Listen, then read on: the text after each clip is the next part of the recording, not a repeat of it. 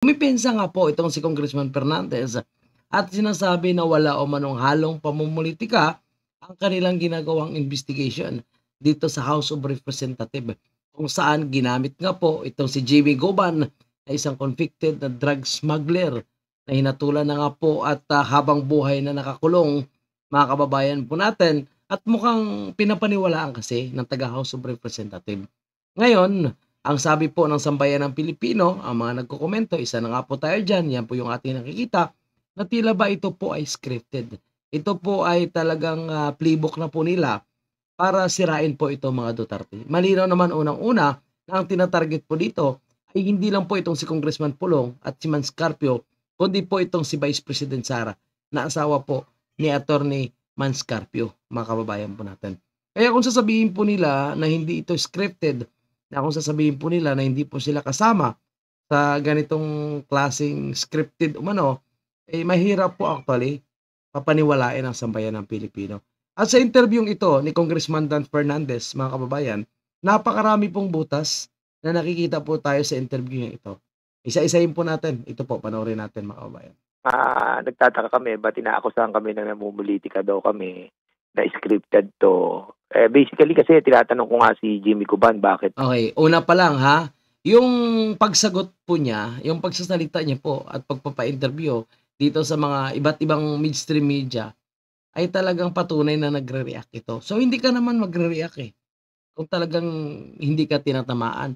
Hindi naman pala ito scripted. Wala naman pala kayong sangkot sa well-planned na pagsisira sa mga Duterte. Bakit ka ngayon magre-react? 1 point po yan, mga kabayan, ha? Bakit nag-recant ka? Kasi iniisip ko, nag-recant siya just this month or just now. Kasi nga, kung ngayon lang siya nag-recant, basically, makikita mo, baka may ano yun, mayroong sinister na, na plot na lituhin kami, di ba? Pero we found out na yung kanyang recantation nung October pa. So basically, hindi pa kami nag-i-start at hindi pa nag-aaway yung unit team. Wala pang gano'n. Okay, October. Tapos sasabihin niya wala pang away yung unit team. Excuse me po, Congressman Dan Fernandez. Una pa lang ay talagang inaaway na po nila itong si Vice President Sara. Sinisiraan na po, lalo na po sa issue ng confidential fund. So doon pa lang ay talagang may away na. Di ba? Nagsimula na po na nagsalita po itong si PRRD. Nagsimula na po na nagbabatikos itong si PRRD. Nagsimula na po kayong imbestigahan itong Isiminay. So, simula na po talaga yung sinasabi nyong pagre-recant niya na yan. At the same time, ito po ay planado na. Kumbaga nakikita ko dito ay tiniming na lang kung kailan nila ilalabas ang isyung ito. So, yung pag-recant niya, may connection din yan sa plano na ididiin po itong si Congressman Pulong at si Manscarpio. Dahil halos magkasunod lang yung pag-file ng kaso ni Trillanes. Nakita niyo po. Kasi gusto nila na may dagdag doon na kunwari ebidensya doon sa pinail ni Trillanes. So, dahil wala silang mahugot na matitino, wala na rin sigurong gustong magpagamit sa kanila, ito ngayon ang kanilang ginamit. Ang isang convicted na si Guban. Kaya bibigyan mo ng weight yung kanyang retraction doon sa korte since sinabi niya na hindi talaga si Asierto yung nagpasok noong Hindi si Asierto. Paano po siya naging convict? 'Di ba? Kasi unang-una kung pag-uusapan po natin, mga kababayan, yung status ng buhay po itong si Guban. Big time din naman ang pamilya nito eh. Nagtaka nga po tayo bago pa siya nakatulan, nalaman po natin, base po sa ating pagre-research, na mahilig pala ito magta-travel sa ibang bansa. Pero ang sahod niya lang sa Bureau of Custom is 19,000 lang that time. So 19,000 kaya mo mag-travel sa ibang bansa. 'Di ba? Kung walang may nag-sponsor sa iyo o wala kang pinagkikitaan na illegal. So obviously yun pa lang nasisilip na po siya.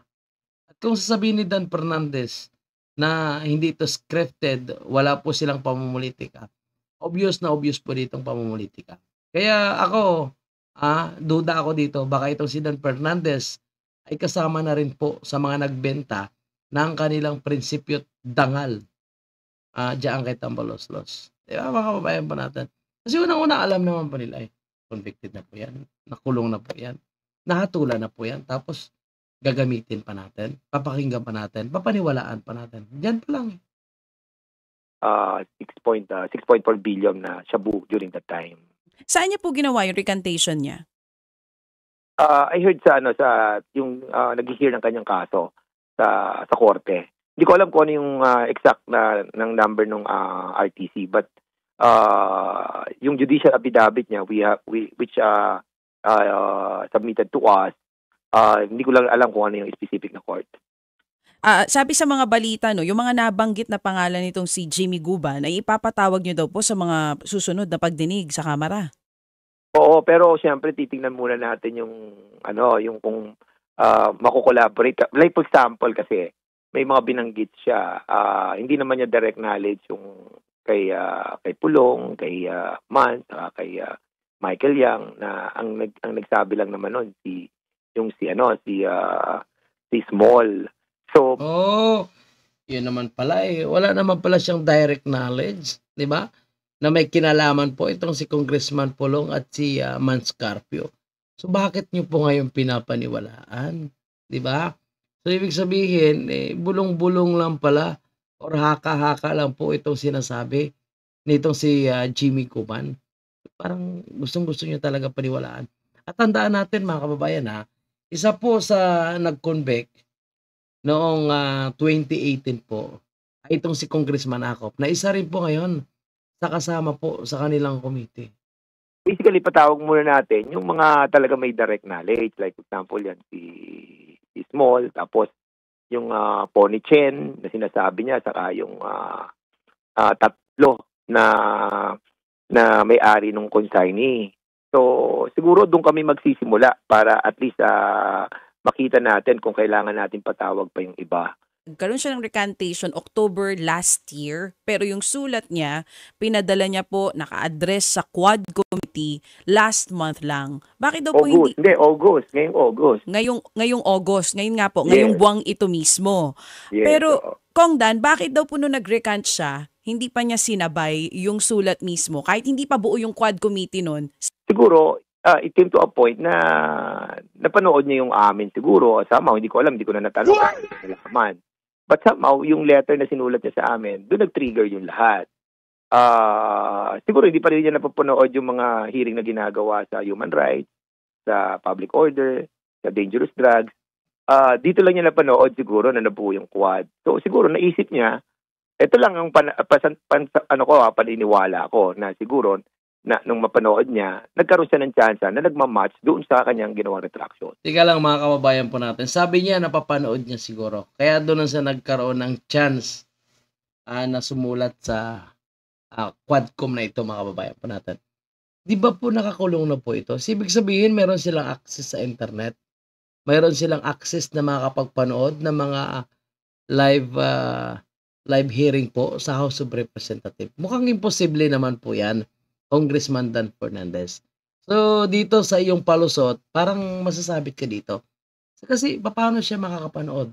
At ganun lang po ba kabilis mapapaniwala itong taga-House of Representatives, kayong mga congressman, na sumulat po ang isang convicted na si Mr. Jimmy Guban sa inyo dahil may sasabihin daw patungkol ay Congressman Pulong, may sasabihin daw kay Man Scarpio, idadawit niya ito sa kanyang mga allegation. Ganun ba kabilis sa inyong maniniwala?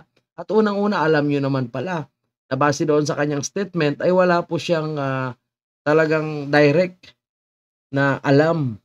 So, galing lang doon sa isang Mr. Small ba yun? Diba? So, tapos ngayon naniniwala agad kayo. Binigyan nyo agad siya ng pagkakataon na marinig. Gaya nga ni Senator Bato. Sinasabi ni Senator Bato na hindi nyo malang ini-interrupt, pinakayaan nyo po na kumplituhin po niya ang kanya naging statement. Imalinaw naman po na talagang kasinungalingan. Tapos, ganun lang kayo kabilis na maniniwala at binigyan po ito ng chance. Tapos, paano po siya nakakapanood sa loob ng kulungan? Sa inyong mga live stream, sa inyong live na pagdinig. Mukhang kaduda-duda naman, napalusot po yan, Congressman Dan Fernandez. Kumbaga, parang nagkaroon po siya ng lakas ng loob. Kasi nahanap namin yung Michael Yang 'Di ba inano na nga namin, sinumpi na, kinontep na nga namin eh. Nung una, ano lamang, invitation, 2 invitation yon. So it took us like 2 or 3 weeks. Tapos nag-ano kami, nag-Koshokos order. So another week na naman yon. So nung hindi talaga nagparamdam o whatever, walang sulat o whatever, so kinontep na namin si Michael Yang. Siguro doon niya na nakita. Tapos nabuo yung Quadcom because may interlocking na mga issues na common denominator. Panay Chinese kasi ang common denominator na ginawa yung sa mga lupain ng pinamimili, panay Chinese, yung sa pogo ng mga kriminal. Panay Chinese kaya nga sabi namin, actually doon kami nakapokus hindi nga to sa drugs pero merong drugs So nag-blow out na lang yung para lumaki na lang yung issue. Oo. Kung nandun po ba sa sulat niya sa inyo, meron pa siyang mga nailagay doon na hindi pa niya naisisiwalat dito sa unang pagharap niya sa komite? Basically, yung mga sinabi niya sa hearing, yun na yung nakalagay so ngayon nasa pa siya, nasa Bucor pa siya kasi nga under siya ng jurisdiction ng court, and we're trying to have a jurisdiction over him para at least ay napo-question din namin siya, natatanong din namin. But unfortunately, we have a process. So, mas matindi pa pala ngayon ang kanilang prosesong ginagawa ngayon, So, ibig sabihin, sino ba? Nag-request ba itong si Mr. Guban o sila yung may kagustuhan na ma-under sa kanilang custody itong si Jimmy Guban? Kasi mukhang iba na po ang kanilang ginagawa ngayon, Kasi ito na nga, nakakulong na nga, nasa bilibid na nga. Tapos kukunin nyo pa, diyan nyo pa gustong i-detain diyan sa House of Representatives. Ang tanong natin, ano pa po yung inyong pinag-uusapan? Ano pa po yung pinag-uusapan nyo? Nakasinungalingan na sasabihin po ni Jimmy Guban para ikakasira po ni Congressman Pulong. Grabe naman po yung special treatment na kanilang ibibigay dito kay Mr. Guban. Diyan pa nila i-detain sa House of Representatives para makontrol po nila, para mabilis po nila mabigyan ng script, ganun po ba? Kasi obviously, kinoconnect nila ito doon sa mga kinasa ni Trillanes. Para siguro, kunwari, may dagdag ebidensya, dagdag witness, laban po kay Congressman Pulong at kay Mans Carpio. Pero ito mga kababayan po natin, malinaw po na ito po ay scripted kasinungalingan.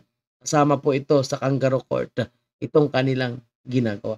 Kasi kung matitino po sila ng mga congressman, unang-una alam po nila na ang pinapatunguhan ng kanilang investigation ay ang mga Duterte.